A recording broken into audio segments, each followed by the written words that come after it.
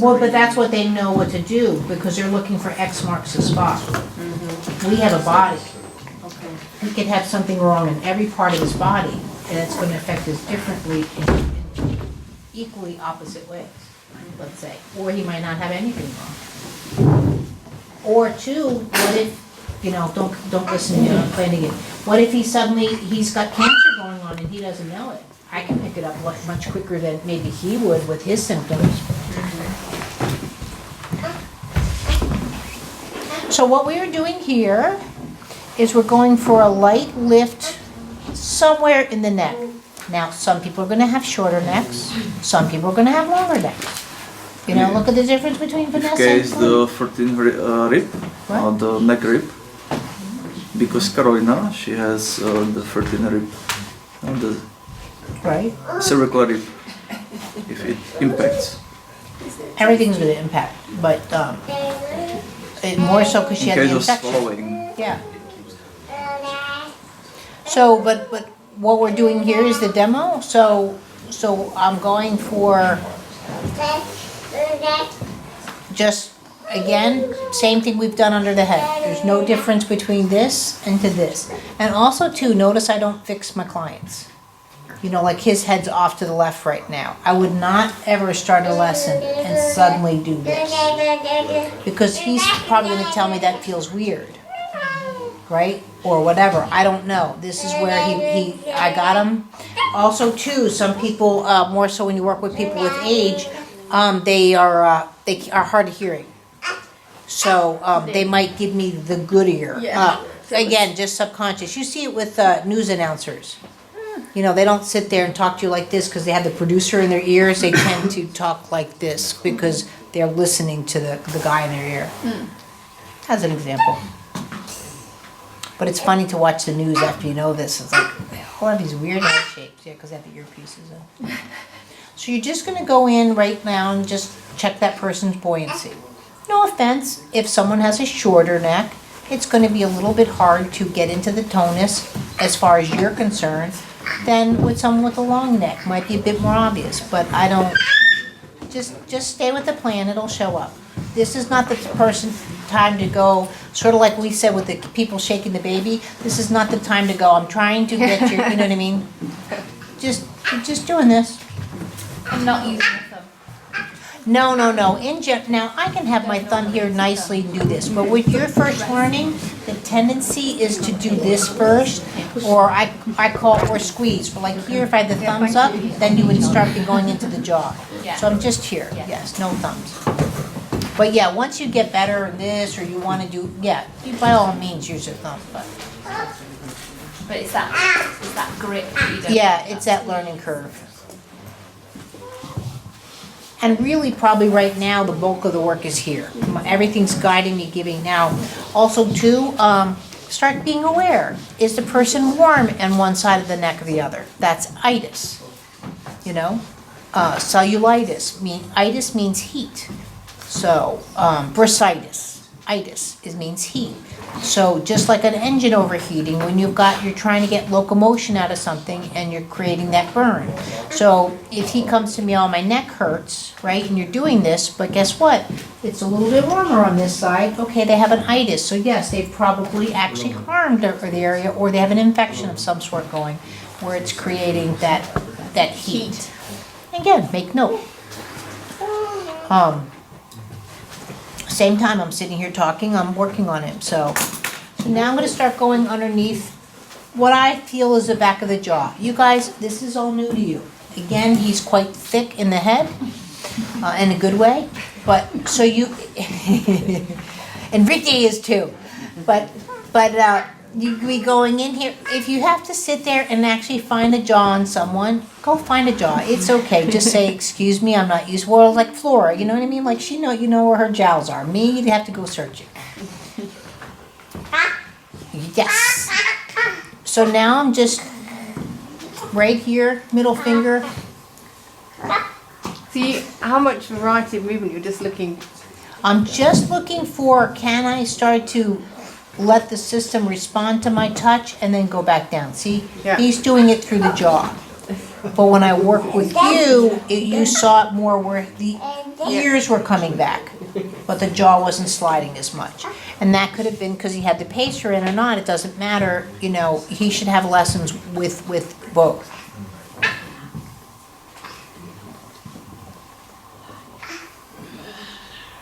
Now with him, he's letting me just hang that jaw. I feel, again, see where my fingers are? I got my real estate out. I'm just letting that, and now I'm gonna come back down and let him. You don't understand, for some people, just getting this facial cavity off their face, migraines, all that kind of stuff, oh my gosh. Sinus pressure, I might just sit here for a little bit. But if I go too far back, then I might get a bit of a choke gag just because of the nasal, well, no, not the tension, but more so that his nasal, it might start to flow out. And also too, I probably could have had a pillow under him, but he's good. So are you going up now? Scoop it, Yes. scoop it. Sorry. But see, he gives me a nice counterbalance through the face. But I can tell you right now, if I go for the head right now, even though he's been worked on, probably doesn't have a great counterbalance through. Now, I'm not expecting him to float like a butterfly like this, but, you know, he's a big, thick, tall drink of water, so. But see, I don't have that countering through the head yet, like I do the jaw. That's fine. And now I'm scooping underneath his jawline. Michelle, repeat please once more. You have no countering through the head. Right, so So what see does how it he's mean? countering through the jaw? See how he can counter? He goes up and he Yes, comes and down, down, yeah. right? Nice little, Just- it's a just nice like little goes back. seesaw. Yeah.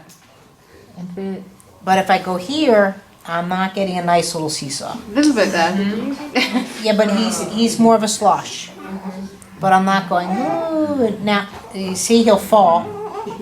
But, and he's getting there as I play with him, but I'm just saying, the face is doing it, sorry, more than the jaw. Scooping underneath the jaw. With both hands, yeah?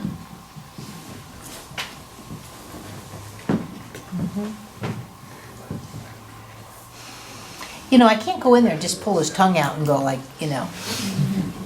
So we have to get creative. Now I could actually, because I'm working with him, now lightly go and pretend you're just blowing a bubble. Go blow a bubble. Although, Yeah. No, don't make a bubble, blow. Pretend. Blow out candles, maybe. yeah, okay. So now elongate it. Now all the way from back here. So see how you could play with this? Stick your tongue out. Now the one thing he does not do, and again, but I didn't ask for it now instead of sticking your tongue out, push your tongue out. No, push the tongue out. See, that's hard for him. This is why maybe we have problems with the walking. Versus what I was doing, and I have a good video on this, so, because I did it with Gordon, because he had to go from a sitting tuba to a marching tuba. So you march around with a 35-pound instrument, and you've got to find a mouthpiece. So, and I had to do, I did, the video is him sitting and also lying down where he's doing a blow. Now, actually feel what it's like if I had my fingers here and was actually pushing my tongue, push my fingers away. But see, he's kind of doing, he's not, which is fine. But that's how you can turn all that into a full lesson. So I also have Gordon doing voice lessons with this whole thing. Because he's a singer. So he can do like a, here, make a nice ah. Philippe, ah. Oh, See how short his breath is to the Ah. jaw movement. oh, See how it stops? oh, Keep, as I touch, keep with the ah if you can. oh. See? Sure. But again, that's how you can turn this into a speech lesson. So that's what we are doing right now. So we're going back to the original lesson, right here. I'm just lifting under the jaw, and lifting under the jaw, all the way up to the, You know, we talked about the Isn't that what- functional that's not what- movement. yes. Okay, so the functional movement is more inside the mouth, or is it looking as well? Like, what is the Well, the first functional movement is again pushing gravity away. So even though you're seeing me do this and lift down, Yeah. so right here, push me away. Ah, see? See that push away? Come back up. Push me away. That's a functional movement, Right. right? So when a baby's rolling can feel around, it too. yeah, when a baby is rolling around, our low tone kiddos, this is not, look at what I all said, look at what he's doing now. His whole body's changing just from pushing me away. There you go. Yeah. Now he's acting like, see, all of his ping pong balls are coming out. Just from that movement. Push me away. Here, push me away. Ah, see, now that's not as clear. Pushing from the jaw, or they're not Actually not on the soft feeling tissue. this here pushing away from the jaw. Because again, when I'm rolling over, I'm pushing. I'm pushing. We don't see that. We think it's some kind of muscle-based movement, whatever, but have the experience. That's why you have to experience movements with rotation, because this push to push automatically makes a counter rotation. It's just physics. So when you're doing it, if he did this and I said push me away and he just was like, he might do it just with the jaw. Isolated, yeah. Or what, yeah, isolated, that's a good word. And again, you know, it's not a system thing. But what is, with this jaw thing, guess what? Going down, you were concentrating on the pubic bone. But what if we did this whole lesson we did yesterday on pushing your jaw away? You know, pushing your head away, pushing the jaw away. Look at the difference in your movement. And that's where the kids can do these kind of movements that we lose or don't play with as much.